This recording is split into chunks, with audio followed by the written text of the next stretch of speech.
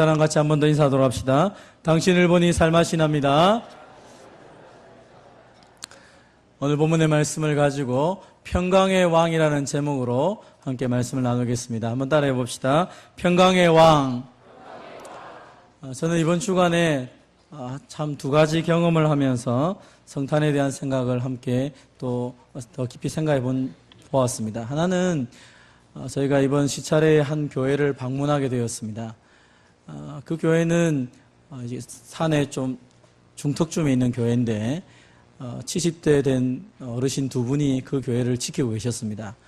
한 분은 70대 되시는 권사님, 한 분은 집사님이신데 목사님도 교회를 옮기게 됐고 성도들도 교회를 다 떠나서 이제 두 분만 남아서 그 교회를 지키고 있는데 예배를 드려야 되는데 예배 드릴 사람이 없어서 인도할 사람이 없어서 지난 주일에는 집에서 예배를 드렸습니다라고 저희들이 가니까 그 얘기를 하더라고요.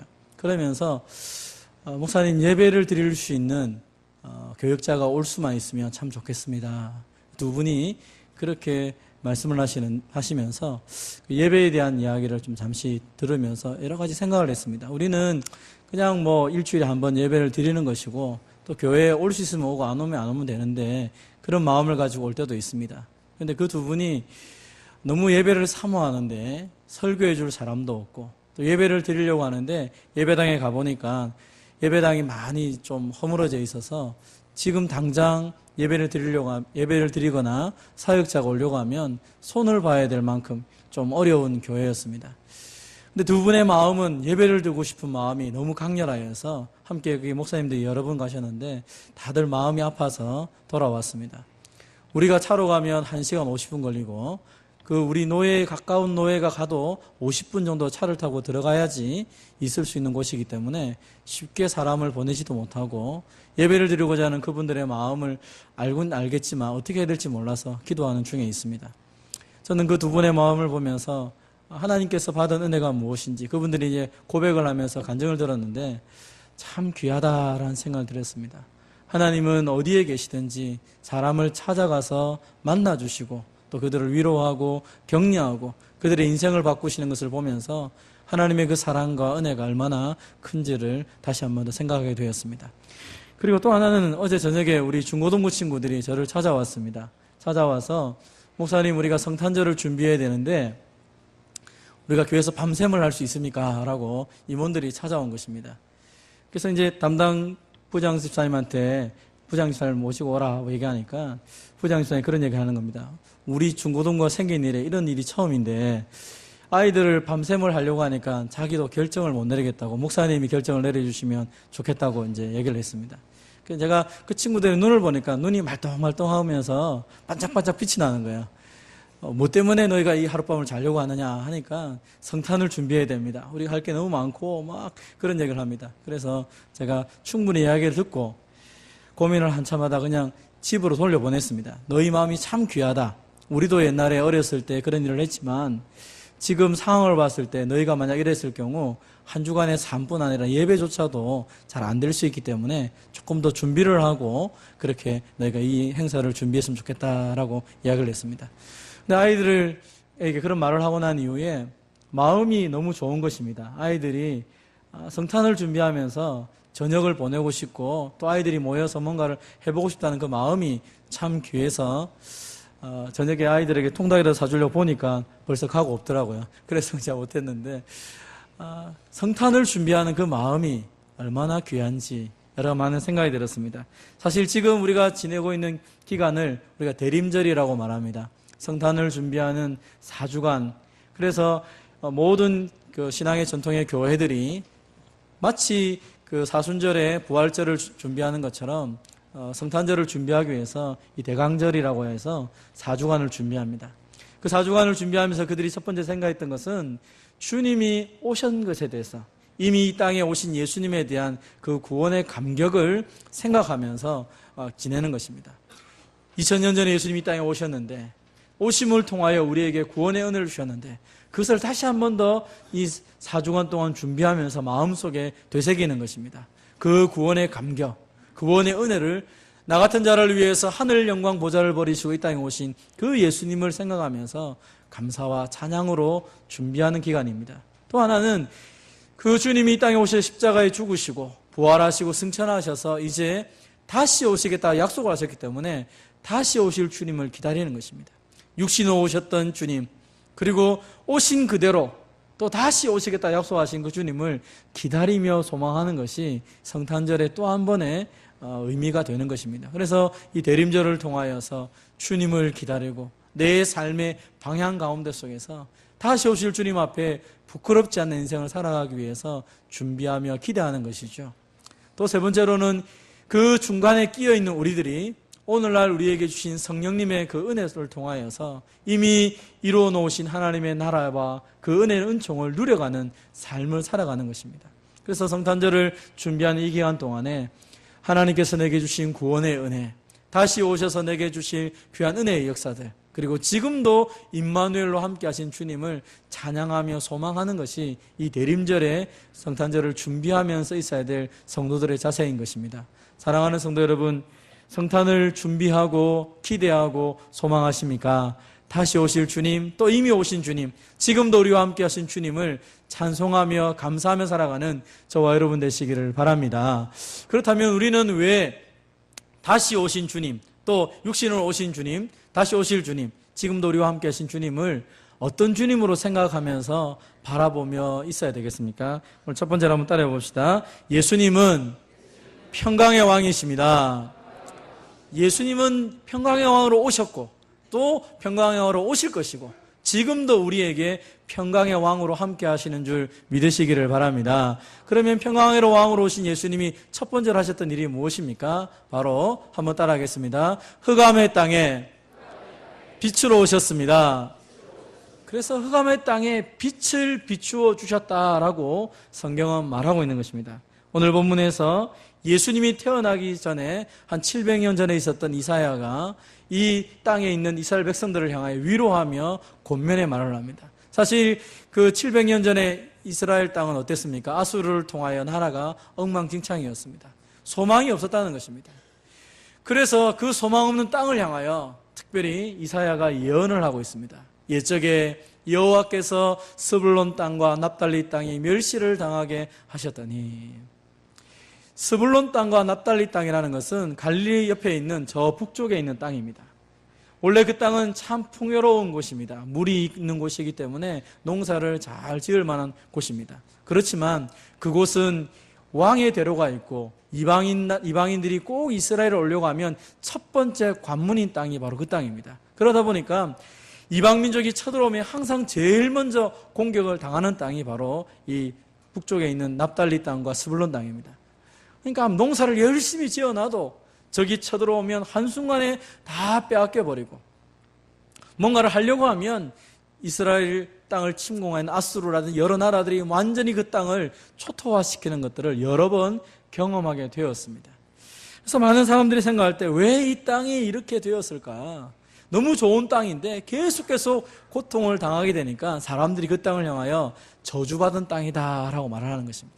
스불론 사람들, 납달리 사람들, 너희는 저주를 받았어. 그러니까 하나님이 너희들에게 벌을 주지 하면서 그곳 사람들은 늘 고통 속에서 마치 캄캄한 밤중을 걸어가는 사람처럼 흑암 가운데 괴로워하던 사람들이 바로 이 스불론과 납달리 지역에 있던 사람들의 모습입니다. 그런데 오늘 그 사람들에게 하나님께서 이사야를 통하여 주신 메시지가 무엇입니까? 전에 고통받던 자들에게는 흑암이 없으리로다. 후에는 해변길과 요단 저편 이방 갈릴리에 영화롭게 하셨느니라. 전에는 그 땅이 멸시를 당하였고 고통을 당하는 땅이었지만 이제는 그 땅이 새로운 땅이 될 것이다. 메시아가 오면 그 땅이 가장 영광스러운 땅으로 변화될 것이다 라고 말씀을 주셨습니다. 아마 고통 중에 있었던 이 많은 사람들이 이 말씀을 들었을 때 큰 위로를 받았을 것입니다. 지금 우리 형편은 흑암 가운데 있고 지금 우리는 사망의 그늘 땅에 있어서 도대체 희망이라는 것이 보이지 않는 그런 형편에 있었지만 선지자를 통하여서 너희들에게 큰 빛이 올 것이다. 큰 빛이 비춤을 통하여 너희의 모든 어두움들, 모든 저주가 끊어질 것이다 라고 말씀을 주셨기 때문에 그 말씀을 듣는 그들에게는 감격스러운 역사들이 있었을 것입니다. 여러분, 어두움은 빛이 비추면 떠나가게 되어 있습니다. 빛이 있으면 어두움은 사라지게 되어 있는 것입니다. 슬픔과 고통과 그 모든 것도 빛이신 주님이 우리 가운데 오셨을 때 변화되고 새롭게 된 줄 믿으시기를 바랍니다. 실제로 이 가장 저주받았던 땅이라고 손가락질 당했던 이곳에 예수님이 오셔서 사역을 하십니다. 성경을 읽어보면 예수님이 가장 먼저 사역하셨던 곳이 어디입니까? 바로 스불론 땅과 납달리 지경에 있는 이 가버나움에 사시면서 여기서 복음을 전하고 말씀을 전하시고 있다라고 성경 기록하고 있습니다. 왜 예수님이 수많은 땅들 가운데 속에서 왜 스불론 납달리 지경에 있는 이 가버나움에 사시게 되셨습니까? 성경은 이것을 가르쳐 말하기를 이 방금 우리가 읽었던 이사야서의 말씀을 이루시기 위해서 예수님이 그곳에 거주하면서 그 땅에 있는 사람들에게 예수님의 삶을 통하여 말씀을 통하여 그들이 사망이 아니라 저주가 아니라 참된 복된 사람이라는 것을 깨달을 수 있도록 은혜를 베풀었다라고 말씀을 하십니다. 예수님이 그곳에 계시면서 무엇을 하셨습니까? 성경은 이렇게 말합니다. 같이 한번 읽어보겠습니다. 시작. 이때부터 예수께서 비로소 전파하여 이르시되 회개하라 천국이 가까웠느니라 하시더라. 아멘. 예수님이 이 납달리 스불론 땅에 와서 제일 먼저 복음을 증거하셨다라고 말하는 것입니다. 이스라엘의 모든 땅, 많은 사람들이 예수님과 함께 있었지만 첫 번째로 복음을 들었던 땅이 바로 이 스불론 땅과 납달리 땅이다라고 말합니다. 전에는 버려진 땅이었습니다. 전에는 저주받은 사람이라고 말을 했습니다. 전에는 소망이 없다고 말씀했습니다. 그러나 이제 그곳은 예수님 때문에 가장 아름다운 땅이 되어버리고 마는 것입니다. 불순종으로 인하여서 사실은 징계받았습니다. 불순종으로 인하여서 외적이 침입하여서 그 땅에 있는 많은 사람들은 피도 섞이고 모든 것들이 형편없는 사람들이 되어서 이제는 이방인들이 사는 곳이 되어버리고 말았다는 것입니다. 그런데 바로 그곳에 주님이 임재하시고 주님이 그곳에 거주함을 통하여 복음을 증거하여서 그 땅이 하나님의 나라로 바뀌는 역사들이 있게 된 것입니다. 사랑하는 성도 여러분, 이 스불론 땅과 납달리 땅 같은 존재가 누구였습니까? 어쩌면 저와 여러분이 아니었습니까? 이 땅을 살아가면서 내 힘으로 열심히 살아보려고 했지만 그러나 쉽지 아니하고 오히려 때로는 소외받고 때로는 어두운 마음 가운데 있어서 정말 버려진 인생이 아닌가라고 생각할 만큼 답답한 일들을 많이 만난 적이 있습니다. 누구도 내 사정을 알아주지도 않고 누구도 내 마음을 위로해 주지 않고 하나님조차도 나를 버린 것처럼 그렇게 살아온 삶이 우리의 삶이 아니었던 거예요. 그래서 소망이 없습니다. 아니 무엇을 내 살아야 될지 열심히는 하지만 그 방향 자체가 잘못된 것처럼 그렇게 살아와서 의미 없는 인생으로 살아왔던 적이 있습니다. 그럼에도 불구하고 하나님은 우리를 불쌍히 여기셔서 예수님의 말씀을 듣게 하시고 예수님의 복음의 말씀을 통하여서 우리를 하나님의 자녀로 삼아주신 것을 우리가 이 시간에도 기억하며 감사함으로 고백하게 되는 것입니다. 사랑하는 성도 여러분, 연약한 우리들, 정말로 버려진 우리였지만 하나님께서 우리에게 말씀을 주시고 말씀을 통하여 우리를 하나님 백성 삼으신 줄 믿고 감사하는 저와 여러분 되시기를 주님의 이름으로 축원드립니다. 여러분, 예수님이 이 땅에 왜 오셨습니까? 건강한 자를 위해 오신 것이 아니라 병든 자를 위해 오셨다라고 말합니다. 예수님이 의인을 부르러 온 것이 아니라 죄인을 부르러 왔다라고 말씀하십니다. 가장 연약한 자들, 가장 부족한 자들, 가장 하나님의 도움이 필요한 자들에게 주님이 오셔서 그들을 위로하고 그들을 새롭게 하신 것이죠.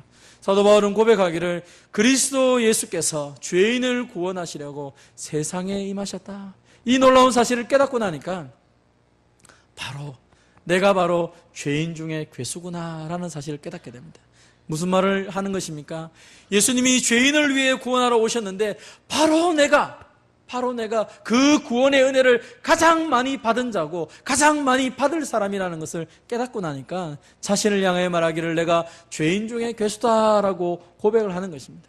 이전에는 내가 율법대로 살았고 내가 굉장한 사람인 줄 알았지만 그러나 예수님을 깨닫고 나니까 말씀을 듣고 나니까 예수님 없는 인생은 아무것도 아니었구나라고 고백하는 것입니다. 예수님 때문에 저와 여러분의 인생 가운데 어둠이 사라지는 것을 믿으시기를 바랍니다. 우리 인생의 모든 저주가 예수님의 십자가의 죽으심으로 끊어진 줄 믿으시기를 바랍니다. 그래서 우리가 성탄을 기대하면서 소망하는 마음속에 하나가 무엇이 있습니까?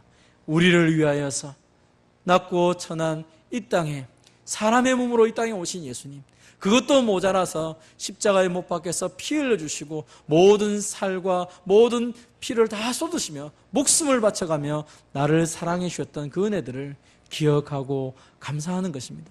그래서 성탄절이라는 것 자체가 우리를 위하여서 전부를 내어주신 하나님의 은혜에 감사하는 날이 되는 것입니다. 그래서 그날을 기대하고 그날을 바라보면서 나 같은 자를 구원해 주신 주님 앞에 감사하며 찬양하는 것이죠. 사실은 오늘 이 말씀을 증거했을 때 이사야를 통하여 이 말씀을 들었던 이 백성들에게 하나님은 이 구원의 역사를 주심을 통하여 너희에게 마치 추수하는 추수의 기쁨과 탈취물을 나는 즐거움이 넘치는 것처럼 너희들에게 즐거움을 주겠다라고 약속을 하셨습니다. 흑암에 살았고 어둠에 살았고 저주받은 인생으로 살았지만 이제 주님이 빛을 비춰줄 때에 그들의 인생의 즐거움은 세상의 어떤 즐거움과 비교할 수 없는 최고의 즐거움으로 가득 차게 될 것이다 라고 말씀을 하고 있는 것입니다. 우리 농부가 추수할 때 그때보다 더 기쁠 때가 어디 있습니까? 전쟁을 하는 군인이 전쟁을 통하여 승리하고 그 모든 탈취물을 가져와서 사람들에게 나누어주면서 보아라 내가 승리했다라고 그 승리의 감격을 나눌 때보다 더 큰 즐거움이 어디 있습니까? 죄로 인하여 죽을 수밖에 없는 우리들을 예수님이 이 땅에 오셔서 우리를 구원해 주시고 예수님이 구원해 주셨다는 그 놀라운 복음의 말씀을 들었을 때 우리에게 주어진 그 기쁨이 이것과 비교할 수 없는 기쁨이라고 오늘 성경은 말씀을 하고 있는 것입니다. 예수님이 이 땅에 오셔서 우리의 모든 죄를 끊으신 것을 믿는다면 우리는 오늘 이 시간에 이 기쁨 가운데 거하며 이 기쁨을 누리는 주님의 백성으로 살아가야 될 것입니다. 여러분 성경은 우리에게 말합니다. 무거운 멍에를 꺾었고 우리의 어깨에 있는 모든 채찍을 꺾었으며 우리 압제자의 모든 막대기를 주님이 꺾으셨다라고 말하고 있습니다. 예수님을 믿음에도 불구하고 아직도 어떤 멍에에 매여 있고 어떤 것에 짓눌려 있다면 오늘 말씀을 통하여서 다시 그것을 회복해야 될 것입니다. 여러분 오늘 주님이 꺾으시고 우리의 인생의 멍에와 채찍과 막대기를 꺾으셨다고 말할 때 이것은 내가 기도를 열심히 해서 꺾었다고 말하고 있지 않습니다. 미디안의 날과 같이 하셨다라고 말씀을 하고 있습니다. 여러분 성경에서 보면 미디안의 날이 어떤 날입니까? 미디안이 이스라엘을 20년 동안 다스리고 억압했던 날들이 있습니다. 그 사사시대 때 고통스러워서 백성들조차도 살기가 싫어서 집에 살지 못하고 산에 올라가 살고 산에 동굴을 만들어서 살았던 시대가 있습니다. 그 시대 때 하나님이 세운 사람이 누구입니까? 곡식을 포도주드 틀에 몰래 털고 있었던 기드온을 불러서 큰 용사여라고 말하며 그 기드온을 통하여 이 미디안을 물리치는 놀라운 기적적인 역사가 있습니다. 미디안이 18만 5천 명을 데리고 이 이스라엘을 공격할 때 하나님의 말씀을 붙잡고 일어서라 나를 따라오라 하니까 이스라엘 백성들이 3만 명이 따라왔습니다. 근데 하나님이 너무 많다라고 말하니까 그들을 돌려보내기 위해서 그들에게 겁나는 사람 다 가라고 하니까 2만 명이 돌아갑니다. 1만 명을 데리고 전쟁을 하려고 하니까 하나님이 또 많다고 말씀하십니다. 그래서 저기 가서 시냇가에서 물을 마시게 해라. 내가 표하는 그 사람들만 데리고 전쟁을 하자라고 얘기합니다. 그러니까 300명 외에는 아무도 남지 않고 다 돌아가게 됩니다. 300명을 데리고 전쟁을 합니다. 한 손에는 칼을 들고 방패를 들어야 되는데 하나님은 그것도 허용하지 않습니다. 한 손에 횃불을 들고 한 손에 나팔을 들고 전쟁을 하자라고 얘기합니다. 상대방은 18만 5천 명 큰 군대가 준비하고 있는데 정작 우리는 나팔을 들고 있고 횃불을 들고 있는 사람 300명밖에 없는 이 전쟁이 과연 어떤 승산이 있겠습니까? 그런데 하나님께서 함께 하시니까 항아리를 깨고 횃불을 들고 나팔을 불 때 하나님의 기적적인 역사를 통하여 이 18만 5천 명이 서로가 서로를 죽이는 일들이 벌어지고 그래서 하루아침에 그 모든 사람들이 시체로 변하는 일들이 나타나게 되는 것입니다. 마치 이것처럼 우리의 인생의 멍에와 우리를 가로막고 있는 모든 억압하는 막대기를 하나님이 꺾으시겠다라고 말씀하고 있는 것입니다. 내가 꺾는 것이 아니라 주님이 꺾으심을 통하여 우리 인생을 변화시키시는 것을 믿으시기를 바랍니다. 예수님이 이 땅에 오셨다는 것은 그만큼의 기적적인 일들이 우리 인생 가운데 나타나는 것입니다. 그래서 우리의 슬픔이 춤으로 변하게 하시고 우리의 베옷을 벗기시며 기쁨으로 띠를 띄우는 이 놀라운 역사가 예수님이 이 땅에 오심을 통하여 우리에게 주어진 기적 같은 일들이라는 것입니다. 사랑하는 성도 여러분, 여러분의 인생에 슬픔이 있고 여러분의 인생에 저주 같은 것이 있고 내 힘으로 할 수 없는 그 어둠의 세력들이 나를 짓누르는 것이 있다면 이 시간 이 땅에 오신 예수님을 의지함을 통하여 그 모든 것을 주님께 맡기시고 자유하는 저와 여러분 되시기를 주님의 이름으로 축원드립니다. 평강의 주님이 이 땅에 오셔서 두 번째 하신 일이 무엇입니까? 한번 따라해 봅시다. 하나님의 나라를 선물로 주셨습니다. 주님은 단순히 모든 우리 인생의 저주를 끊으셨다라고 말했을 때 말로만 떼우신 분이 아니십니다. 우리가 아는 것처럼 그분은 아기로 이 땅에 오셨다라고 성경은 말합니다. 오늘 성경은 말합니다. 한 아기가 우리에게 나고 한 아들을 우리에게 주신 이 사건 때문에 우리의 모든 저주가 끊어지고 어둠이 사라졌다라고 말합니다. 그럼 도대체 이 한 아이가 누구입니까? 오늘 성경은 그 한 아이의 이름을 네 가지로 말합니다. 첫 번째 이름은 기묘자라 모사라라고 말합니다. 기묘한 모사라고 말합니다. 영어로 원더풀 카운셀러라고 말합니다. 아주 탁월한 지혜로운 자라는 뜻입니다. 지금까지 경험했지 못했던 하나님의 지혜를 가진 자로 우리 가운데 오신 분이 바로 메시아 예수님이다라고 말씀을 하고 있는 것입니다. 그 놀라운 지혜를 통하여 사탄의 모든 권세를 깰 뿐 아니라 인생을 살아갈 의미를 깨닫게 하시고 우리로 하여금 온전한 삶의 방향으로 인도하신다라고 말씀합니다. 그분은 전능하신 하나님으로 우리 가운데 오셨다라고 말합니다. 그래서 사람이 할 수 없었던 그 모든 일들을 가능하게 하신 것입니다. 물고기 2마리와 보리떡 5개로 5,000명을 먹일 뿐 아니라 죽은 자도 살리시는 기적을 통하여 하나님이 어떤 분이신지를 예수님은 우리 가운데 보여주신 전능하신 하나님으로 우리 가운데 오셨다라고 말씀을 하고 있는 것이죠. 그분은 영존하신 아버지다라고 말합니다. 하나님과 같은 하나님으로 우리 가운데 오셔서 영생이 무엇인지 영원한 생명이 무엇인지를 보여주실 뿐 아니라 세상 끝날까지 우리와 함께 하시겠다라고 약속하시며 우리와 지금도 함께 하시는 분이다라고 말씀하십니다. 그리고 그분은 평강의 왕으로 오셔서 이 땅에 있는 모든 전쟁, 이 땅에 있는 모든 아픔들을 해하고 사셨다라고 말하고 있습니다. 아픔과 슬픔과 죄로 인하여서 고통받는 그 모든 영혼들을 위해서 평강의 왕으로 오셔서 그분은 십자가에 못 박혀 죽으심을 통하여 참다운 평강, 참다운 평화가 무엇인지를 그의 삶을 통하여 그의 생명을 통하여 우리에게 보여주신 분이신 것입니다. 여러분, 그 예수님이 오셔서 이 놀라운 이름값을 그대로 행하셨을 뿐 아니라 우리 가운데 하나님의 나라를 세웠다라고 말씀하고 있습니다. 그들이 꿈꿨던 다윗의 왕가의 그 약속의 말씀, 그 하나님의 나라를 우리 가운데 이루어줌을 통하여 영원한 정의와 공의를 이루는 나라로 만드신다는 것입니다. 그래서 우리가 하나님의 나라를 꿈꿀 때마다 정말 하나님의 사랑과 공의와 정의가 흘러가는 아름다운 나라를 꿈꾸게 되는 것입니다. 성경을 읽어보면 읽어볼수록 세상의 왕들이 세웠던 왕들은 억압과 사람들을 괴롭혀하는 것으로 끝나버리지만 그러나 하나님의 나라는 참다운 사랑과 은혜와 긍휼과 평강과 정의와 공의가 함께 공존하는 곳입니다. 그래서 우리가 조금 전에 우리가 성시교독을 했던 것처럼 마치 사자와 어린 양이 함께 뛰놀고 어린아이가 독사굴에 손을 놓고 장난을 치는 것처럼 그 나라는 해함도 상함도 없는 그 아름다운 나라를 우리에게 선물로 주셨다라고 말합니다. 그리고 오늘 그 말씀 마지막 절에 이렇게 강하게 말하고 있습니다. 한번 따라해 봅시다. 만군의 여호와의 열심히 이를 이루시리라. 우리가 그 하나님의 나라를 추구하고 만들어가는 것이 아니라 하나님이 메시아 되신 예수님을 보내어 주시고 그 하나님의 나라를 우리에게 선물로 주시는데 이 모든 것은 하나님의 열심으로 이루시겠다라고 말씀하시는 것입니다. 예수님을 땅에 보내주신 것도 하나님의 열심이요, 우리로 하여금 하나님의 나라를 누리게 하시는 것도 하나님의 역사요, 그리고 저 영원한 천국을 우리로 하여금 누리도록 하나님이 열심히 하시겠다라고 말씀하고 있습니다.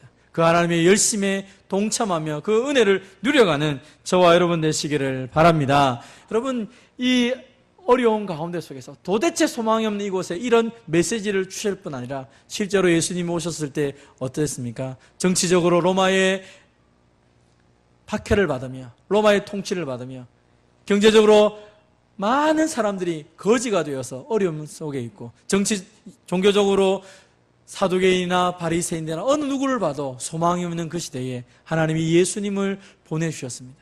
때가 참에 예수님이 이 땅에 오셔서 그 소망 없는 곳에 소망을 주셨다라고 말씀하시고 마침내 하나님께서는 그 예수님을 통하여 흑암의 권세에서 우리를 건져내어 사랑의 아들의 나라로 옮기셨다라고 말씀하셨습니다. 그래서 다시는 우리가 죄의 권세에 눌려있는 인생이 아니라 하나님의 나라로 옮겨진 하나님의 백성으로 살아가게 하는 것입니다. 대간디의 림절을 통하여 주님의 오심을 기대하고 주님과 소망하며 살아가는 우리들이 이제 그 마음 가운데 가득하게 살아가야 될 것입니다. 우리의 인생은 멸망의 인생으로 살아가는 것도 아니고 저주와 흑암의 인생으로 살아가는 것도 아니고 이미 빛이신 주님께서 우리 가운데 오셔서 빛을 비추어 주었기 때문에 이제 주님 말씀 안에서 믿음으로 하나님의 나라를 누리며 살아가야 될 것입니다. 여러분, 하나님은 우리에게 많은 것을 이루어 놓았습니다. 이제 그것을 우리가 누리며 살아가야 되는데 그것은 하나님의 말씀과 기도를 통하여 성령 안에서 이것을 누려가라고 말씀하고 있는 것입니다. 성탄절을 기다리며 다시 오실 주님을 기대하면서 이제 저와 여러분이 말씀과 기도를 통하여 이미 이루어 놓으신 하나님의 놀라운 은혜를 마음껏 누리며 그 하나님의 나라를 맛보며 살아가는 저와 여러분 되시기를 주님의 이름으로 축원드립니다. 하나님 아버지 감사합니다.